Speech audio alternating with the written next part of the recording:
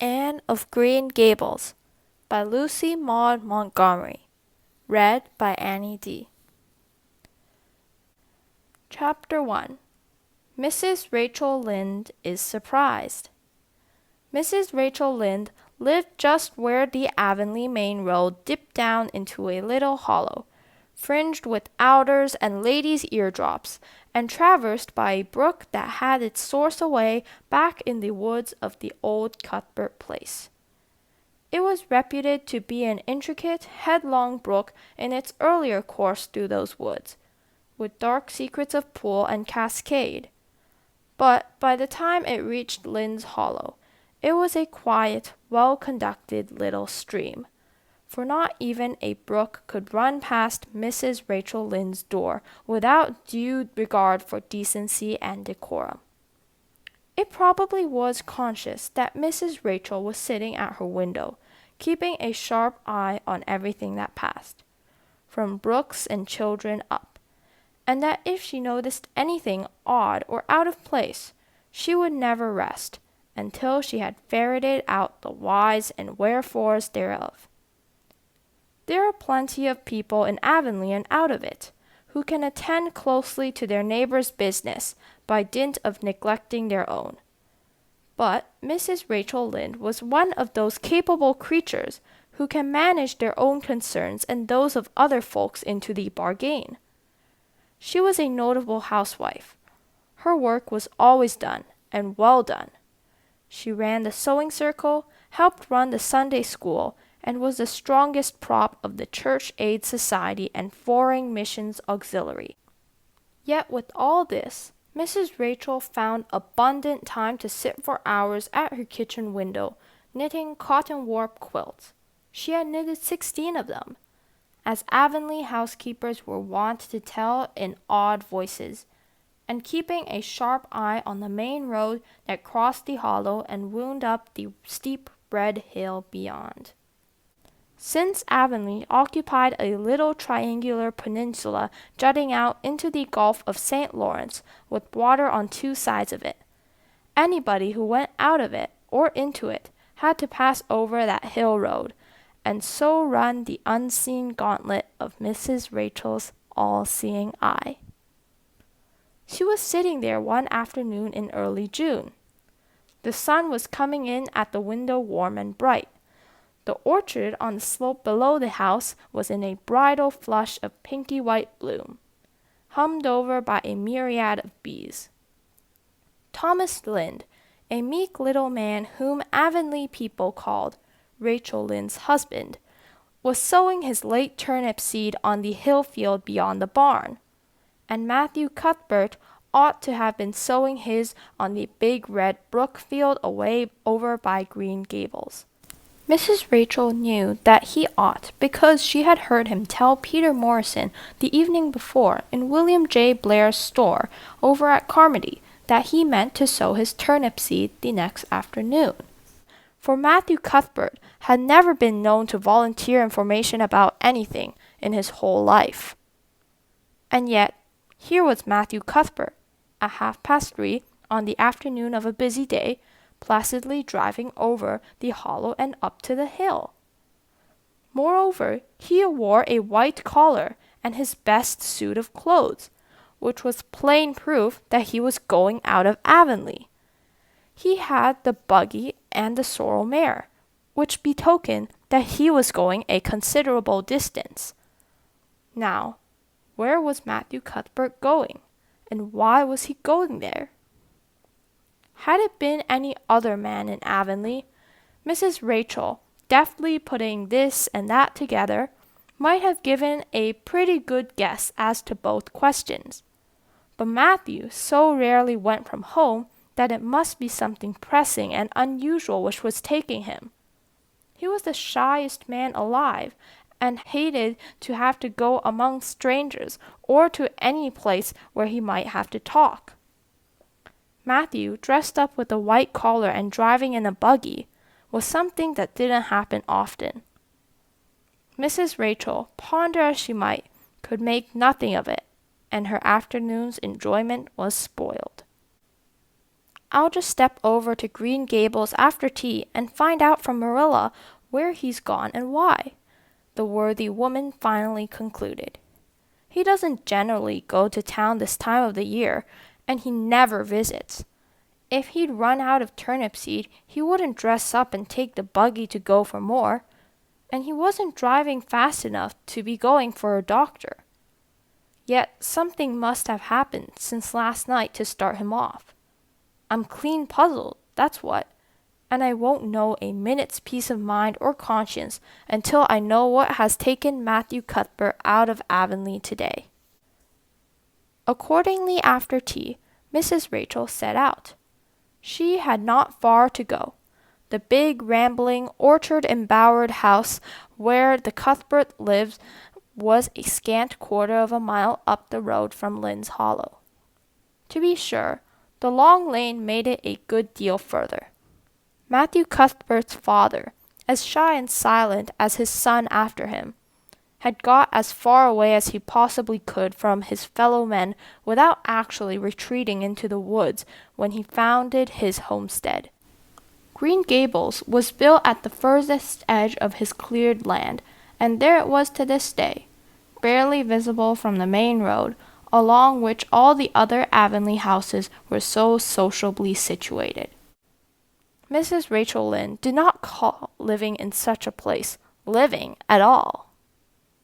"It's just staying, that's what," she said as she stepped along the deep-rutted grassy lane bordered with wild rose bushes. "It's no wonder Matthew and Marilla are both a little odd, living away back here by themselves. Trees aren't much company, though dear knows if they were, there'd be enough of them. I'd rather look at people. To be sure, they seem contented enough, but then I suppose they're used to it. A body can get used to anything, even to being hanged, as the Irishman said." With this, Mrs. Rachel stepped out of the lane and into the backyard of Green Gables. Very clean and neat and precise was that yard, set about on one side with great patriarchal willows and the other with prim Lombardies. Not a stray stick nor stone was to be seen, for Mrs. Rachel would have seen it if there had been. Privately, she was of the opinion that Marilla Cuthbert swept that yard over as often as she swept her house. One could have eaten a meal off the ground without overbrimming the proverbial peck of dirt. Mrs. Rachel rapped smartly at the kitchen door and stepped in when bidden to do so. The kitchen at Green Gables was a cheerful apartment, or would have been cheerful if it had not been so painfully clean as to give it something of the appearance of an unused parlor. Its windows looked east and west.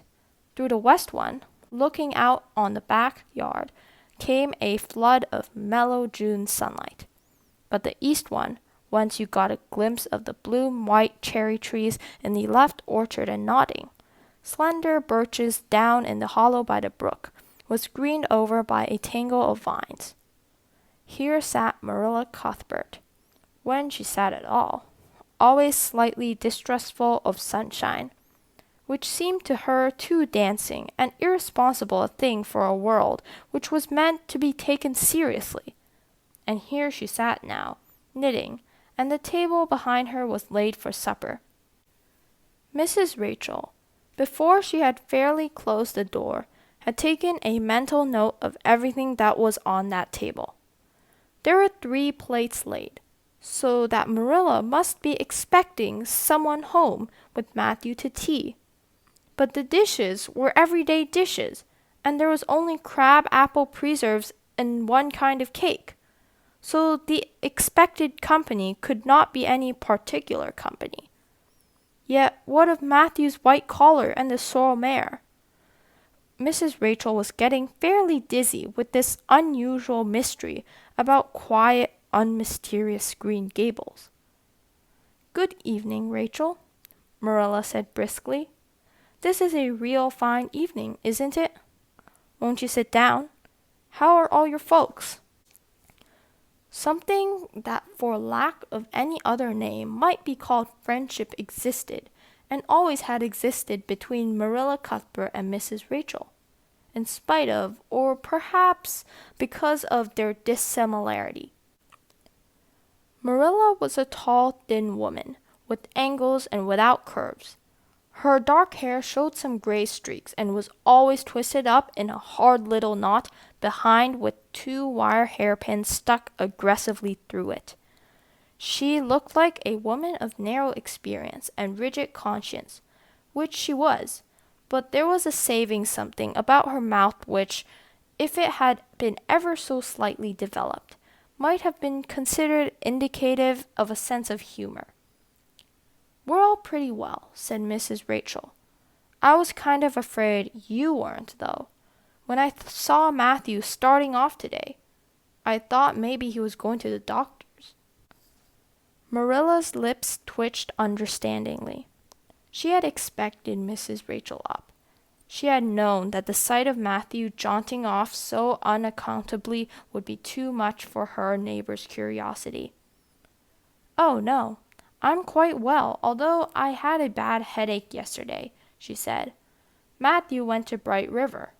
We're getting a little boy from an orphan asylum in Nova Scotia, and he's coming on the train tonight." If Marilla had said that Matthew had gone to Bright River to meet a kangaroo from Australia, Mrs. Rachel could not have been more astonished. She was actually stricken dumb for 5 seconds. It was unsupposable that Marilla was making fun of her, but Mrs. Rachel was almost forced to suppose it. "Are you in earnest, Marilla?" she demanded when voice returned to her. "Yes, of course," said Marilla, as if getting boys from orphan asylums in Nova Scotia were part of the usual spring work on any well-regulated Avonlea farm instead of being an unheard-of innovation. Mrs. Rachel felt that she had received a severe mental jolt. She thought in exclamation points. A boy! Marilla and Matthew Cuthbert, of all people, adopting a boy? From an orphan asylum? Well, the world was certainly turning upside down. She would be surprised at nothing after this. Nothing. "What on earth put such a notion into your head?" she demanded disapprovingly. This must have been done without here advice being asked, and must perforce be disapproved. "Well, we've been thinking about it for some time, all winter in fact," returned Marilla. "Mrs. Alexander Spencer was up here one day before Christmas, and she said she was going to get a little girl from the asylum over in Hopeton in the spring. Her cousin lives there, and Mrs. Spencer has visited here and knows all about it. So Matthew and I have talked it over off and on ever since. We thought we'd get a boy. Matthew is getting up in years, you know. He's 60, and he isn't so spry as he once was. His heart troubles him too a good deal. And you know how desperate hard it's got to be to get hired help. There's never anybody to be had but those stupid half-grown little French boys. And as soon as you do get one broken to your ways and taught something, he's up and off to the lobster canneries or the States. At first, Matthew suggested getting a homeboy, but I said no, flat to that. They may be all right. I'm not saying they're not. But no London street Arabs for me, I said. Give me a native born at least. There'll be a risk, no matter who we get. But I'll feel easier in my mind and sleep sounder at nights if we get a born Canadian. So in the end, we decided to ask Mrs. Spencer to pick us out one when she went over to get her little girl. We heard last week she was going. So we sent her word by Richard Spencer's folks at Carmody to bring us a smart, likely boy of about 10 or 11. We decided that would be the best age, old enough to be of some use in doing chores right off, and young enough to be trained up proper. We mean to give him a good home and schooling, We had a telegram from Mrs. Alexander Spencer today. The mailman brought it from the station, saying they were coming on the 5:30 train tonight. So Matthew went to Bright River to meet him. Mrs. Spencer will drop him off there. Of course, she goes on to White Sands Station herself. Mrs. Rachel prided herself on always speaking her mind, and she proceeded to speak it now, having adjusted her mental attitude to this amazing piece of news. Well, Marilla, I'll just tell you plain that I think you're doing a mighty foolish thing. A risky thing, that's what. You don't know what you're getting. You're bringing a strange child into your house and home, and you don't know a single thing about him, nor what his disposition is like, nor what sort of parents he had, nor how likely he's to turn out. Why, it was only last week I read in the paper how a man and his wife up west of the island took a boy out of an orphan asylum, and he set fire to the house at night. Set it on purpose, Marilla, and nearly burnt them to a crisp in their beds. And I know another case where an adopted boy used to stuff the eggs. They couldn't break him of it. If you had asked my advice in the matter, which you didn't do, Marilla, I'd have said for mercy's sake not to think of such a thing, that's what. This job's comforting seemed neither to offend nor to alarm Marilla. She knitted steadily on. I don't deny there's something in what you say, Rachel. I've had some qualms myself, but Matthew was terrible set on it. I could see that, so I gave in. It's so seldom Matthew sets his mind on anything that when he does, I always feel like it's my duty to give in. And as for the risk, there's risks in pretty near anything a body does in this world. There's risks in people having children of their own if it comes to that. They don't always turn out so well. And then Nova Scotia is right close to the island. It isn't as if we're getting him from England or the States. He can't be much different from ourselves. Well, I hope it will turn out all right, says Mrs. Rachel in a tone that plainly indicated her painful doubts. Only don't say I didn't warn you if he burns Green Gables down or puts strychnine in the well. I heard of a case over in New Brunswick where an orphan asylum child did that, and the whole family died in fearful agonies. Only it was a girl in that instance. Well, we're not getting a girl, said Marilla, as if poisoning wells were a purely feminine accomplishment and not to be dreaded in the case of a boy. I never dream of taking a girl to bring it up. I wonder if at Miss Alexander Spencer for doing it. But there, she wouldn't shrink from adopting a whole orphan asylum if she took it into her head. Mrs. Rachel would have liked to stay until Matthew came home with his imported orphan. But reflecting that it would be a good 2 hours at least before his arrival, she concluded to go up the road to Robert Bell's and tell the news. It would certainly make a sensation second to none, and Mrs. Rachel dearly loved to make a sensation.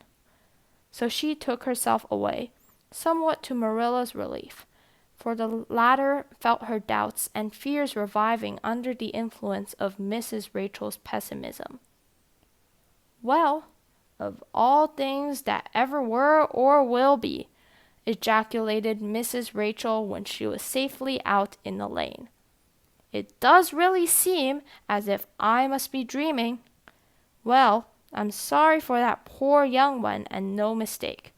Matthew and Marilla don't know anything about children, and they'll expect him to be wiser and steadier than his own grandfather, if so be's he ever had a grandfather, which is doubtful. It seems uncanny to think of a child at Green Gables somehow. There's never been one there, for Matthew and Marilla were grown up when the new house was built. If they ever were children, which is hard to believe when one looks at them. I wouldn't be in that orphan's shoes for anything. My, but I pity him, that's what. So said Mrs. Rachel to the wild rose bushes out of the fullness of her heart. But if she could have seen the child who was waiting patiently at the Bright River station at that very moment, her pity would have been still deeper and more profound.